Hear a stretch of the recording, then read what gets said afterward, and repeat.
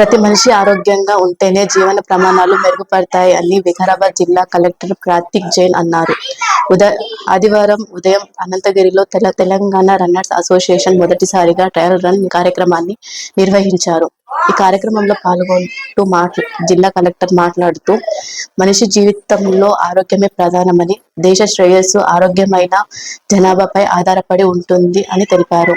అనంతగిరి అటవీ ప్రాంతం ఔషధ మొక్కల నిలయమని, ఇక్కడ గాలి ఆరోగ్యాన్ని మెరుగుపరుస్తుందని, ఈ ప్రాంతంలో Telangana runners association trial run నిర్వహించడం అభినందనీయమని అన్నారు. కార్యక్రమంలో 1000కి మంది పైగా తెలంగాణ రన్నర్స్ అసోసియేషన్ సభ్యులు పాల్గొన్నారు. నిర్వాహకులు 5K, 10K, 20K, 32K run నిర్వహించి పథకాలు బహుకరించారు.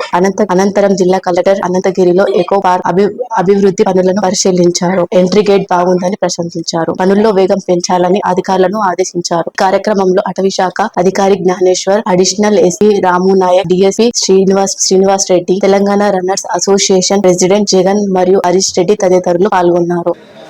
So we are just about to start the